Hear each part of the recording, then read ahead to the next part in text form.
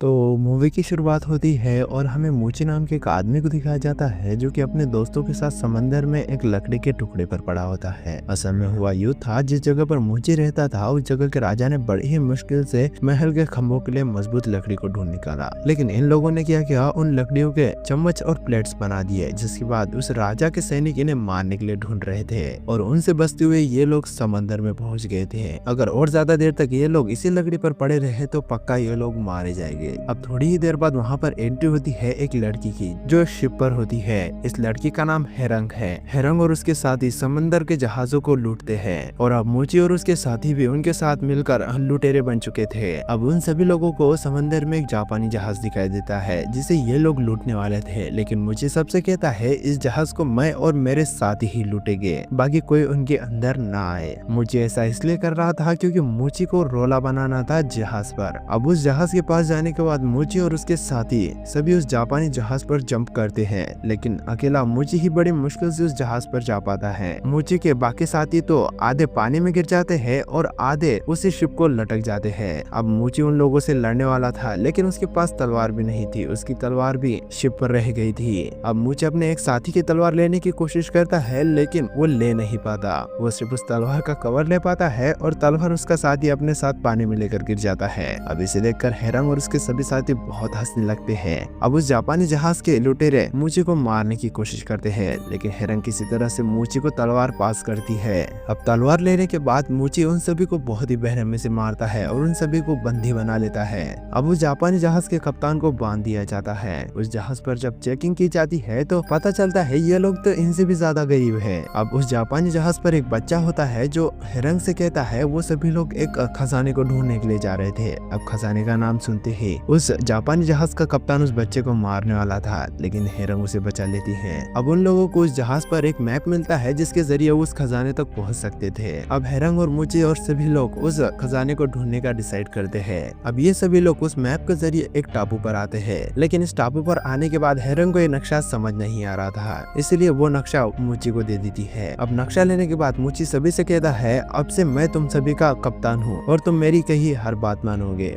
अब मूची गुफा के अंदर चला जाता है और हेरंग पीछे ही होती है। तभी हेरंग गुफा के दूसरी तरफ से देखती है तो उधर से एक बैलों का बड़ा सा झुंड आ रहा होता है। हेरंग सभी को आवाज देकर गुफा से बाहर वापस आने के लिए कहती है, कोई भी उसकी बात नहीं सुनता। अब मूची और बाकी सभी लोग भी बैलों को अपनी तरफ आता हुआ देखते हैं, जिसके बाद वो सभी लोग गुफा के बाहर भागने लगते हैं। अब सभी लोग गुफा से बाहर निकल जाते हैं, लेकिन मूची को एक बैल वहाँ से अपने सींगों पर उठाकर लेकर चला जाता है और उसे पहाड़ से नीचे फेंक देता है। अब सभी लोग मूची की मौत को लेकर बहुत ज्यादा दुखी होते हैं। तभी हम मूची को पहाड़ के नीचे एक पेड़ पर लटका हुआ देखते हैं। मूची को वहाँ पर एक सींग मिलता है जिसे लेकर वो ऊपर आता है।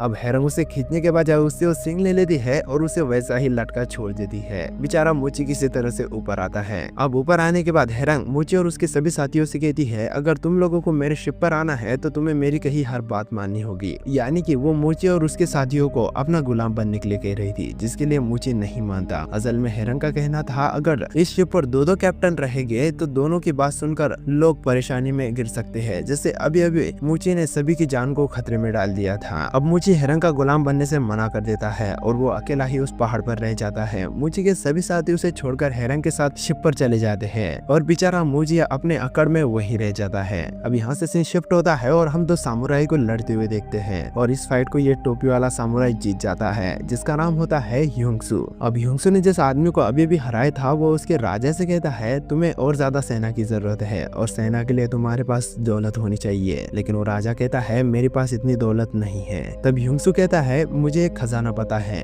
अगर तुम उसे ढूंढने में मेरी मदद करोगे तो तुम भी मेरे साथ मालामाल हो सकते हो और उसके बाद तुम भी ताकतवर हो जाओगे। अब यहाँ से सीन फिर से शिप पर शिफ्ट होता है, जहाँ पर हम रात के समय सभी लोगों को देखते हैं जो जश्न मना रहे होते हैं, लेकिन हमारा अकेला मूची उसी पहाड़ पर बैठा होता है। अब रात हो जाती है और शिप पर सभी लोग सो जाते हैं। अब सभी को अचानक पता चलता है मूची ने जिस सिंह को हेरंग को दिया था वो शिप से गायब है। असल में उस सिंह पर एक मैप बना हुआ था जिसके जरिए ये लोग खजाने तक पहुंच सकते थे और वही सिंह अब शिप से गायब था। अब सभी को लगता है ये काम मूची का ही है। अब वो सभी लोग जंगल में मूची को ढूंढने लगते हैं, तभी उन पर एक शेर हमला कर देता है, लेकिन हेरंग और उसके सभी साथी किसी तरह से बचते हुए मूची तक पहुंच जाते हैं। अब हेरंग जैसे ही मूची से मिलती है वो मूची को मारने की कोशिश करती है, लेकिन मूची किसी तरह से अपनी जान बचाता है। अब हेरंग हेरंग मूची से पूछती है तुमने वो सिंह क्यों चुराया। तब मूची कहता है वो सिंह उसे ही मिला था तो उसे चुराने की जरूरत ही क्या थी। अब हेरंग मूची से कई सारे सवाल पूछती है लेकिन मूची उनका एक भी ढंग का जवाब नहीं देता, वो सिर्फ उल्टा सीधा बोल रहा था, जिसकी वजह से हेरंग बहुत ज्यादा गुस्सा हो जाती है और वो मूची को मारने ही वाली होती है। लेकिन मूची तब अपना मुंह खोलता है और वो कहता है मैं जब रात के समय शिप पर चोरी करने गया था तो उसे माइकी ने देख लिया था और माइकी को उसने अपने साथ बिठाकर टापू की तरफ ले आया था। अब टापू पर आने के बाद माइकी ने मूची से कहा था इस टापू को चारों ओर से सिपाहियों ने घेरा है, अगर तुम सेफ तरीके से ऊपर पहाड़ पर चले जाते हो तो वहाँ जाकर 2 पत्थरों को घिसना, जिसके बाद मैं सिंह को ऊपर लेके आ जाऊंगा। और हमारे बेवकूफ मूची ने उसकी बात मान भी ली और उसके भरोसे ही सिंह छोड़कर वहाँ से ऊपर पहाड़ तरफ निकल गया। अब उसने पहाड़ पर आने के बाद कई बार पत्थर को घिसा लेकिन माइकी उस सिंह को लेकर ऊपर नहीं आया, यानी कि अब वो सिंह को लेकर भाग चुका था और मूची बेवकूफ वहीं रह गया था। अब हेरंग को पता चलता है माइकी उस सिंह को लेकर जगह जगह बेचने के लिए भटक रहा है। अब हम माइकी को देखते हैं जो एक राजा के पास उस सिंह को लेकर जाता है। माइकी इस राजा को इस सिंह के बदले 10,000 मांगता है। वो राजा इसे देने से थोड़ा हिचकिचा रहा था लेकिन उस जगह की रानी कहती है तुम इस सिंह को लेकर जरा भी नहीं पछताओगे। अब माइकी और उस राजा का सौदा होने ही वाला होता है तभी वहाँ पर हेरंग आ जाती है और वो माइकी, मूची और उस जगह की रानी को पकड़कर अपने शिप पर ले जाती है। वहाँ ले जाकर उन दिनों को जहाज के खंभों को बांध दिया जाता है। अब हेरंग के लोग माइकी की गर्दन उड़ाने ही वाले होते हैं तभी मूची कहता है कोई भी गुरु अपने चेले को अपने से पहले नहीं मरने देता। और ये बात सुनकर सभी शिप वाले हंसने लगते हैं। अब वो लोग सबसे पहले मूची को मारने वाले थे लेकिन जैसे ही मूची की गर्दन काटने वाले थे तभी मूची अपने आप को आजाद कर लेता है और उस सिंह को हासिल करके जहाज के पर्दे पर चला जाता है। वहाँ पर्दे के ऊपर हेरंग पहले से ही खड़ी थी। वो मूची से सिंह मांगती है लेकिन मूची उसे धमकी देता है अगर उसने उसे मारने की कोशिश की तो वो सिंह को पानी में फेंक देगा। अब हेरंग उसे माफ कर देती है और उससे सिंह मांगती है। अब हेरंग को पहले से ही पता था कि मूची ने अपने पास एक चाकू को छुपा रखा है लेकिन उसने इस बारे में किसी को नहीं बताया और वो ये भी जानती थी कि मूची को कुछ नहीं होगा। अब हेरंग मूची, माइकी और उस रानी को जहाज पर काम पर लगा देती है। अब हेरंग अपने आदमियों के साथ उस सिंह पर लगे कपड़े पर लिखे अक्षरों को समझने की कोशिश करती है। तब हेरंग को पता चलता है खजाना एक गुफा के अंदर है लेकिन इस गुफा में आज तक जो कोई भी गया है वो लौटकर वापस कभी नहीं आया है। असल में इस गुफा के पानी के नीचे से और एक नदी बहती है और इस बात को सुनकर मूची को इस बात पर भरोसा नहीं होता लेकिन जब हेरंग कहती है तो वो भरोसा कर लेता है। अब हमें ह्यूंसू और उस राजा को दिखाया जाता है। वो राजा ह्यूंसू से कहता है तुम कह रहे हो उस जगह पर अगर सच में खजाना है तो तुम बदले में क्या चाहते हो। तब ह्यूंसू कहता है अब जो सॉन्ग के राजा बन जाना और मुझे दमना का राजा बनना है। अब राजा भी युनहो की बातों से सहमत था। अब सवाल ये उठता है कि युनहो को इस खजाने के बारे में कैसे पता चला। तो ह्यूंसू ने कई साल पहले सेनापति यू वांग को ढूंढना शुरू किया था। ये वही सेनापति है जिसने उस राजा के खजानों को चुराकर एक जगह पर छुपा दिया था। अब ह्यूंसू ने सेनापति युवांग को सबसे पहले मरे हुए सैनिकों में ढूंढना शुरू किया जहाँ पर उसे सेनापति युवांग की पत्नी मिली जो कि गंजी होकर सन्यासी बन चुकी थी। अब ह्यूंसू ने सेनापति युवांग की पत्नी को बहुत टॉर्चर किया और उससे खजाने का पता उगलवा लिया। अब माइकी, मूची और हेरंग कुछ लोगों को अपने साथ बोट में बिठाकर वहां से उस गुफा की तरफ निकल जाते हैं और वो शिप को इस गुफा से दूर ही रखते हैं क्योंकि वहां पर शिप के लिए खतरा था। अब हेरंग नदी में कूदते समय माइकी और मूची से कहती है तुम जिस थैले को चाट रहे हो उसमें सुअर के टॉयलेट से भरी हवा है। अब इसे सुनकर माइकी और मूची डिसाइड करती है कि वो इस थैले को लेकर पानी में नहीं कूदेंगे लेकिन माइकी को मूची लात मार के पानी में गिरा देता है और वो वहीं बोट में रुकने वाला था लेकिन बोट हिलने की वजह से मूची भी पानी में गिर जाता है। अब वो लोग किसी तरह से गुफा के अंदर पहुंच जाते हैं। वहां जाकर उन्हें सिर्फ चांदी दिखता है और सोने का एक नामो निशान नहीं होता। अब वो सभी लोग उस गुफा में सोना ढूंढ रहे होते हैं। तभी मूची को एक कपड़ा मिलता है जिस पर शैतान का सर बना होता है लेकिन जब मूची उसे ध्यान से देखता है तो उसे उस शैतान के सर में एक मैप बना हुआ दिखाई देता है। अब मूची उस मैप को देख ही रहा होता है तभी उस गुफा में बड़े बड़े पत्थर गिरने लगते हैं। ऐसा लग रहा था मानो वहाँ पर भूकंप आ रहा है। अब तभी हम गुफा के ऊपर का सीन देख पाते हैं जहाँ पर हम ह्यूंसू को देखते हैं जो अपने आदमियों के साथ उस गुफा के ऊपर बड़े बड़े बम फोड़ रहा था। अब वो उस गुफा में बड़ा सा छेद कर देते हैं जिसके बाद वो लोग उस गुफा के अंदर जाते हैं। अब हेरंग और मूची ह्यूंसू के लोगों से लड़ने लगते हैं। तभी हम माइकी को देखते हैं जो उस पर्दे पर बने नक्शे को अच्छे तरीके से देखकर समझ जाता है। अब माइकी और सभी लोग उस गुफा से बाहर निकल जाते हैं और मूची अकेला उस गुफा के अंदर होता है। अब मूची और ह्यूंसू एक दूसरे के सामने आते हैं। तब ह्यूंसू मूची को पहचान लेता है। अब हम हमें एक फ्लैशबैक दिखाया जाता है जिसके अंदर हमें पता चलता है युंगसू जिस जगह पर पहले था उस जगह पर मुची भी था। अब उस जगह के राजा ने युंगसू और सभी सिपाहियों से कहा था जो उसके दुश्मन का सर उसके पास काट कर लाएगा वो उसे अपनी गद्दी दे देंगे। और युंगसू राजा की गद्दी के लिए पागल था। युंगसू अपने सिपाहियों के साथ जाता है और जंग लड़ने लगता है। युंगसू के कई आदमी घायल हो जाते हैं। युंगसू को मैसेज मिलता है जितने भी घायल सिपाही है उनको लेकर जल्दी से वापस आना है, लेकिन युंगसू बदले में ये कहता है मेरे सिपाही या तो लड़ते हैं या फिर मरते हैं। अब युंगसू उस जंग को जीतकर वापस आता है। तभी युनहो उससे कहता है तुम घायलों की लाशों पर चलकर यहाँ तक आए हो और हमें ऐसे बेरहम राजा की जरूरत नहीं है। तब युंगसू कहता है तुम मुझे मारकर मेरी जीत को अपने नाम करना चाहते हो। और तभी उन दोनों में भी वहीं पर फाइट होने लगती है और युंगसू उसी से बचते हुए समंदर में पहुंच गया था और वो अपनी पहचान छुपाकर हेरंग के साथ मिल गया था।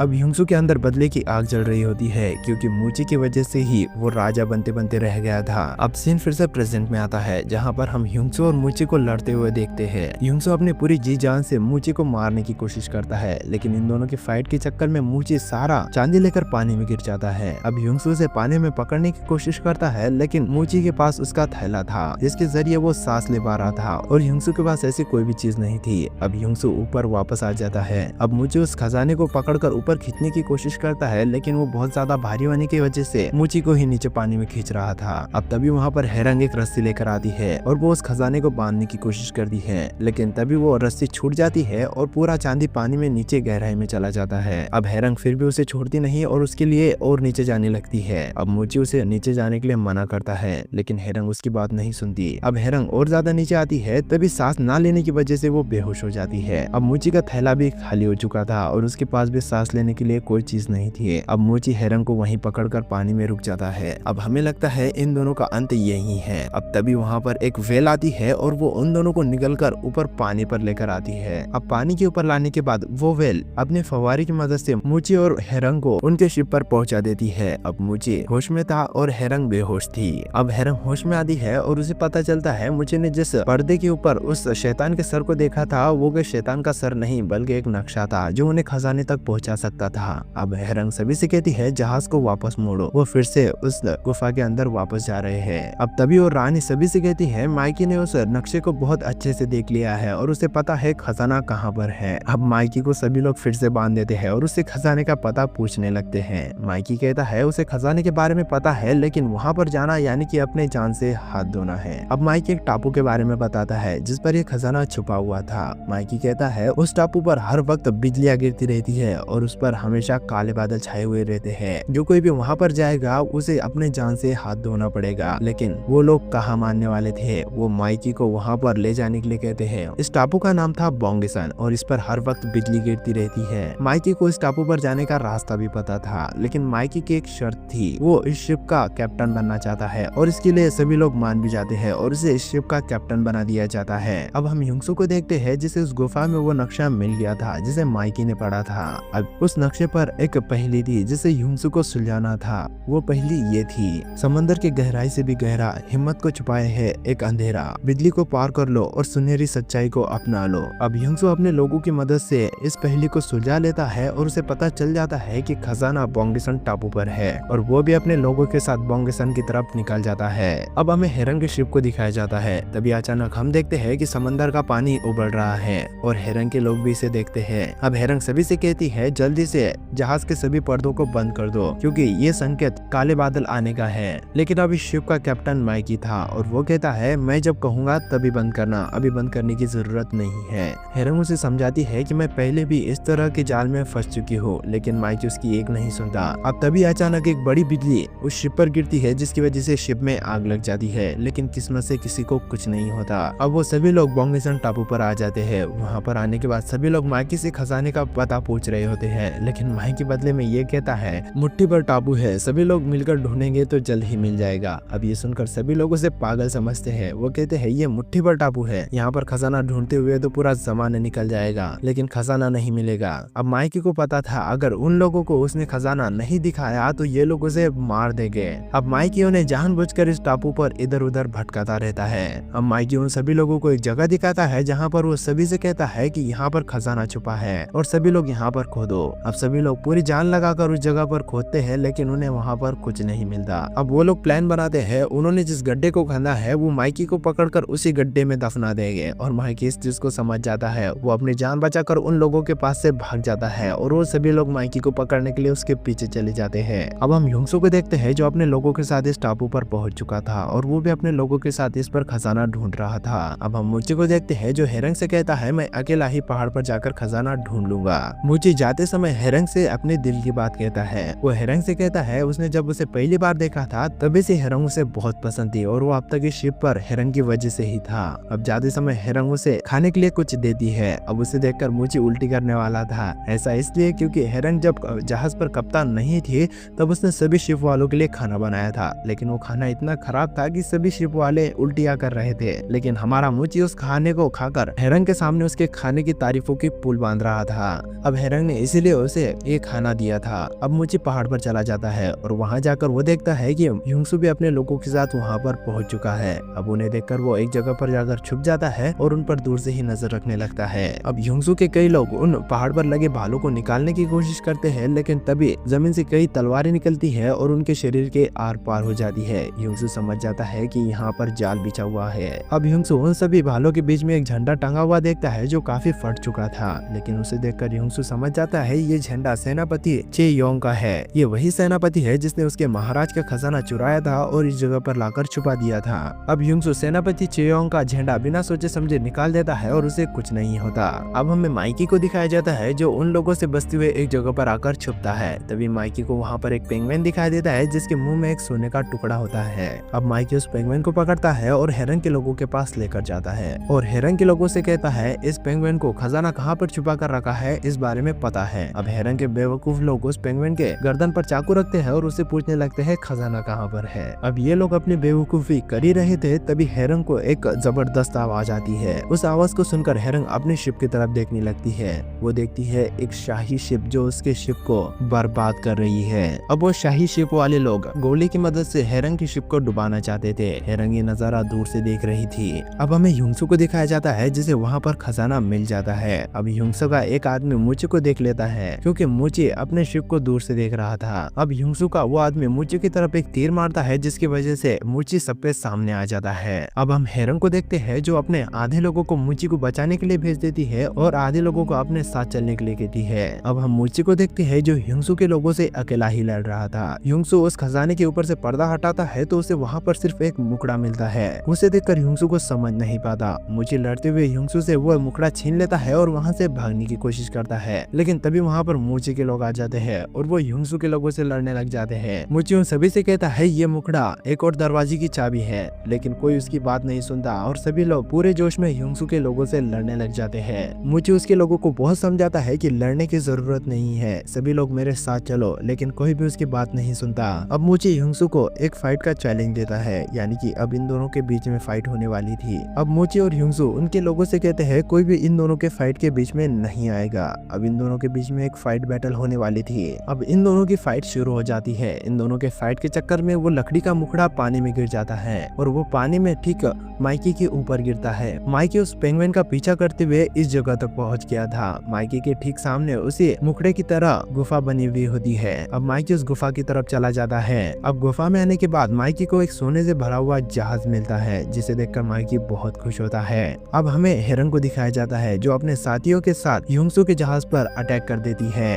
असल में अब हेरंग युंगसू के जहाज पर अपना कब्जा करने वाली थी क्योंकि हेरंग का जहाज तो टूटकर डूब चुका था। अब हेरंग अपने लोगों के साथ युंगसू के लोगों से फाइट कर ही रहे होते हैं तभी समंदर से आग निकलती है और उस जहाज को बहुत ही बुरी तरीके से डैमेज कर देती है। अब हम माइकी को देखते हैं जो वहाँ पर उस गुफा के जहाज को लेकर आ जाता है। अब हेरंग के सभी लोग उस जहाज पर चले जाते हैं क्योंकि अब ये जहाज बहुत ही ज्यादा डैमेज हो चुका था और कभी भी ये पानी में डूब सकता था। अब युंगसू के लोग उस जहाज पर तोप का गोला मारने वाले थे जिस पर पूरा खजाना था, लेकिन अभी भी हेरंग उस जहाज पर बाकी लोगों से फाइट कर रही थी। अब हेरंग देखती है कि युंगसू के लोगों का निशाना वो सोने से भरा जहाज है। अब हेरंग भागते हुए यूनहो के लोगों की तरफ जाती है और उस तोप को उन्हीं के जहाज पर मोड़ देती है। अब वो जहाज बर्बाद होने से पहले हेरंग इस सोने से भरे जहाज पर कूद जाती है जिसकी वजह से उसकी जान बच जाती है। अब हेरंग जिस सोने से भरे जहाज पर थी वो एक लहर की चपेट में आने वाला था। हेरंग अपने आदमियों से तैयार होने के लिए कहती है। हेरंग इस जहाज को इस लहर के बीच से निकालने वाली थी। हेरंग अपने आदमियों के साथ पूरी ताकत लगा देती है और उस जहाज को उस लहर के अंदर से बचाकर बाहर ले आती है। अब हम मुची और युंगसू की लड़ाई को देखते हैं। युंगसू ताकतवर होने की वजह से मुची को बहुत मार रहा था। अब युंगसू तलवार मुची की छाती के आर पार कर देता है, जिसकी वजह से मुची बहुत घायल हो जाता है। अब मुची का एक आदमी तलवार युंगसू की तरफ फेंकता है। उस तलवार पर बिजली गिरती है, जिसकी वजह से वो बहुत ज्यादा पावरफुल हो जाती है। अब युंगसू उस तलवार को अपनी तरफ आता देख अपनी जगह से हट जाता है, लेकिन मुची उसे लात मार के फिर से उसी जगह पर ढकेल देता है, जिसकी वजह से वो तलवार युंगसू के छाती के आर पार हो जाती है और एक ही झटके में युंगसू की जान चली जाती है। अब हम मुची, हेरंग और उसके सभी साथियों को जहाज पर देखते हैं, जो बिल्कुल ठीक थे और सुरक्षित थे। अब लास्ट में हेरंग मुची से अपने प्यार का इजहार करती है और फिर ये दोनों एक दूसरे को किस करते हैं और इसी के साथ ये मूवी यहीं पर ही एंड होती है। तो यही थी इस मूवी की कहानी। कैसी लगी कमेंट करके जरूर बताना, और अगर आप हमारे चैनल एक्सप्लेनर विकी पर नए हो तो हमारे चैनल को सब्सक्राइब भी कर देना। मैं मिलता हूँ आपको नेक्स्ट वीडियो में।